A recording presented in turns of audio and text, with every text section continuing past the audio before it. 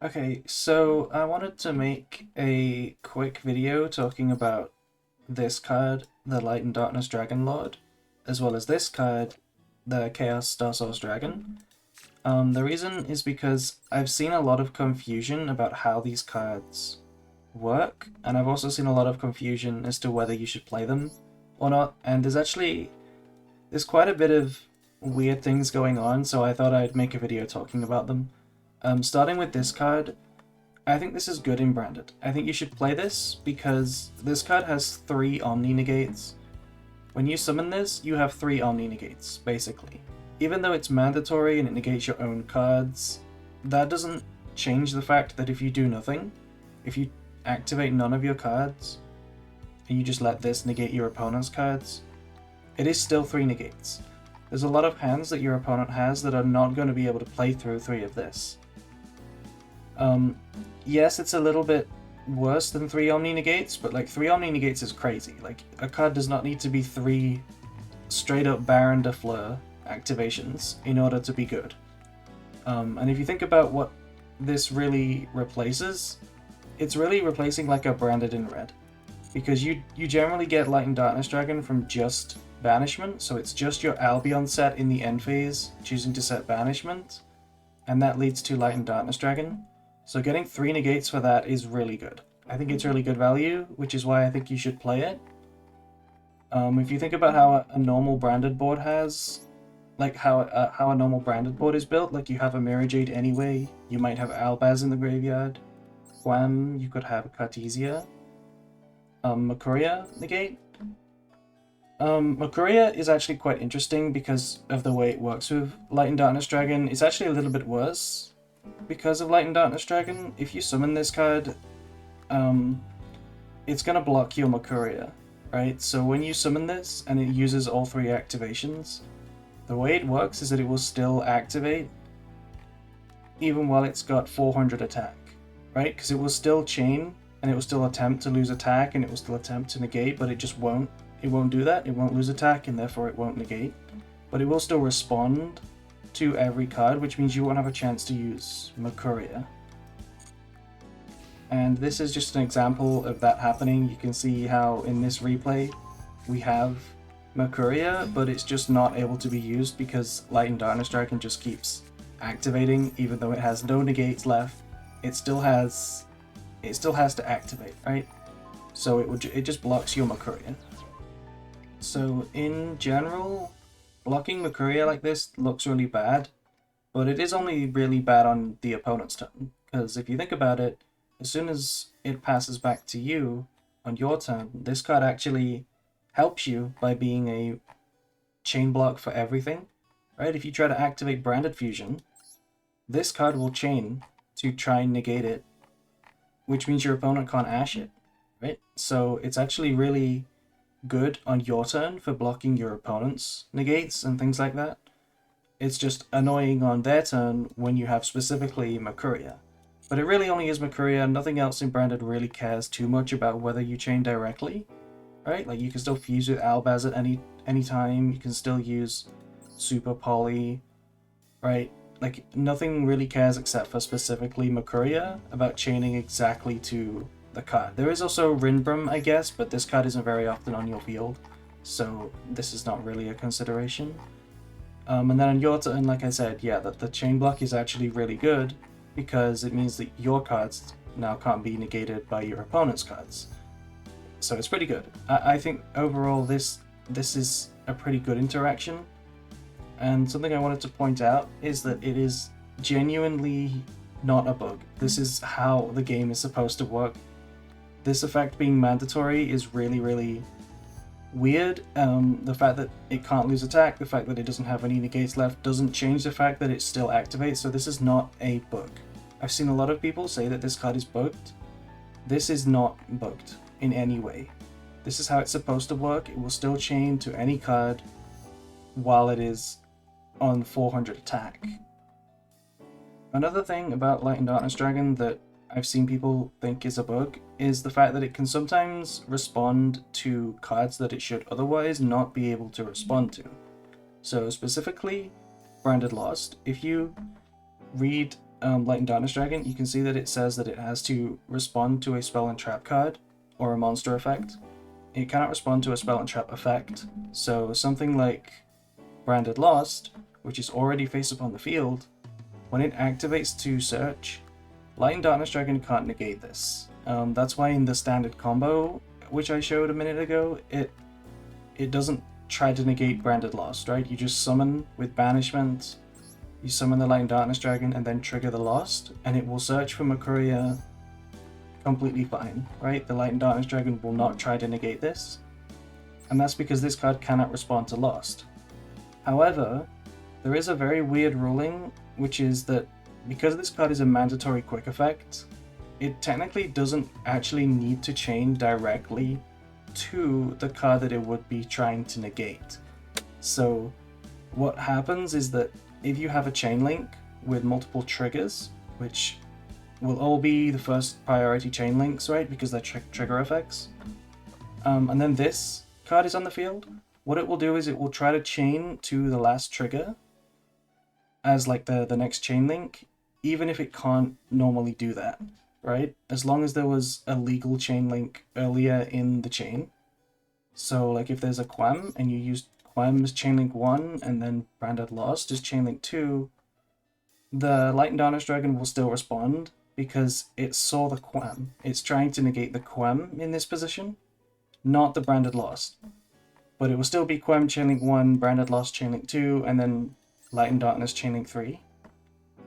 And in this situation, when it's not chaining directly to the card, it won't actually ever negate it, right? So even if this card does have attack points, it's not going to actually negate the Quem. It's not going to negate the Branded Lost either. It's just going to do nothing, basically. And that is not a bug. That is an intended ruling. That is how it works in paper, so yeah, don't think this is a bug. Don't let anyone tell you this is a bug. It's not getting fixed. This is how the card is supposed to work. Okay, so this is how you would normally summon the Light and Darkness Dragon. This is just an example hand. Imagine I'm only using the Gold Sock here. I'm just going to show a 1-card Albert line. I think in a real game, I think I would go for High Spirits with this Albert and discard the Albaz.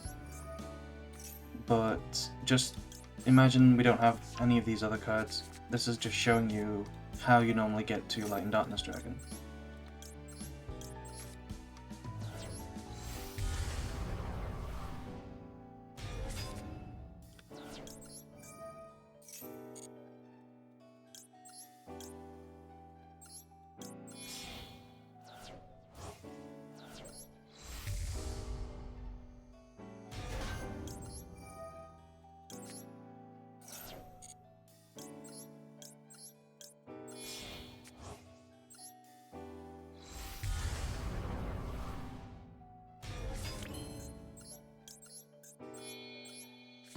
So you can see here the importance of the Bestial Lubellion.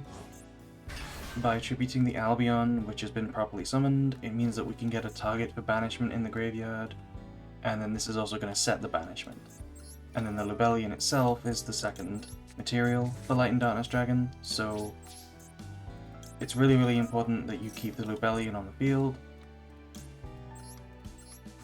And this is the basic setup. This is before Light and Darkness Dragon, this setup would be pretty bad, right? And if you've seen my combo spreadsheet, you'll know that I actually said that you can go for like an extended combo here, where you actually activate the Mirror Jade on your own turn, and then set up like a Quem and a Cartesia. You don't need to do that anymore because you have an actual good play with just the banishment, which is the Light and Darkness Dragon. You can see that you can also make Khaos here with these materials, but you're never going to actually do this because this is going to be in the standby phase. If you don't summon it in the standby phase, I think you will regret it. And I think you should go in defense position, to be honest. Once it starts losing attack, it's pretty easy to attack over. It's also just good to generally put monsters in defense position when you're summoning them on the opponent's turn. So yeah, you're going to want to summon it in the standby phase. If you wait till the main phase thinking that you're being smart and like waiting for a critical time where you're gonna get to negate like a really important card. That's not realistic, to be honest. There's a much higher chance that your opponent's first card is their strongest one, right? If you think about like how one card combos work these days, their very first card is everything, right? Like if it's normal summon Snake Eye Ash, you're gonna wish you already had the Light and Darkness Dragon on the board, right? If it's Activate Nightmare Throne, you're gonna wish you already had it. If it's Grass or something, you know, like a really powerful card could go right away. Lightning Storm, Harpy's Feather Duster from Tenpai. You're gonna want the Light and Darkness Dragon right away, so you should summon it in the standby phase. And the reason why the Branded Loss gets to search here and the Light and Darkness Dragon doesn't negate it is just because it doesn't negate, like I said, spells and traps, so you still get to search for Mercuria. So then moving on to Khaos Starsource Dragon, this is also a good card to play in Branded. I actually think this card is really mandatory, even more than this card. I can see myself cutting this at some point in the future. Not now, I think it's optimal to play it now, but in the future I could see this card not being playable or as playable, and maybe it gets cut, but I actually think this card is less likely to be cut. This card is really good. A lot of people will tell you that this is just like an option, it's similar to Furious. I don't see it like that, right? It's kind of like Chimera, Furious, sure, but it's actually optimal. I think the deck list is just worse if you don't have this in it. So I think it's optimal because you now have so many ways to destroy back row. This card can pop back row, it can pop anything, and the most important part about it is that it can hit 2 cards, just like Chimera, but it can be summoned with anything. So like if you ever make an Albion or a Lubellion, this can be made, whereas Chimera can't, right? Chimera can only be summoned by Branded in red, for the most part. But anything could make Chaos, which is why this card is really good. It's a lot easier to summon, it only takes 2 materials. Another thing that this card does is replace Alba Lenitus.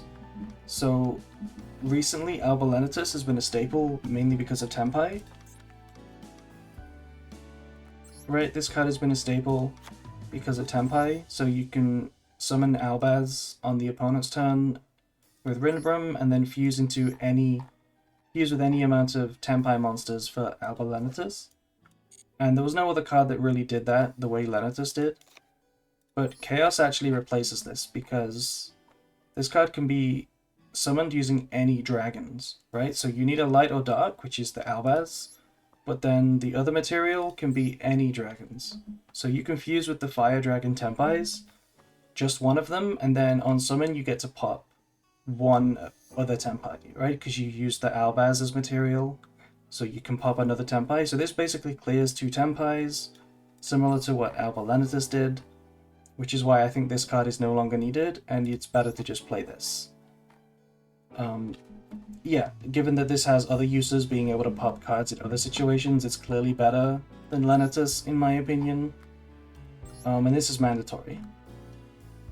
So Chaos actually has a bug right now in Master Duel, which probably won't be fixed because it's actually a mistranslation. It's not really a bug in the code, it's working as intended, but the actual print of the card in the TCG was mistranslated. And so the English Master Duel also has this mistranslation. What this card says is that it targets cards your opponent controls up to the number of light and dark monsters used as material. This is supposed to say up to the number of your light and dark monsters, because what happens in the OCG, the way this card is supposed to be played, is that if you use your opponent's monsters with Super Poly or Albaz, they don't count towards popping, right? They don't get a pop, right? So if you use Albaz and you fuse with a light or dark monster, you still only get 1 pop. And if you Super Poly using both of your opponent's monsters into this, you actually get 0 pops. And that is not a bug, that is an intended feature again, because this card is mistranslated. It's supposed to say the number of your light and dark monsters. So yeah, I just wanted to point that out. This card technically does have what could be called a bug, but this card is completely fine. This is not bugged at all. which a lot of people thought this was the bugged card. Turned out no, this is completely legal, this works fine. And this also is good, and it's not bugged, but it is technically mistranslated, so just keep in mind that if you use your opponent's monsters as material somehow, then you can't pop based on those cards, right? They don't contribute to the amount of pops you get with this card. But yeah, that's it. I just wanted to clarify a few things about these cards. Yeah, thank you. Thanks for watching.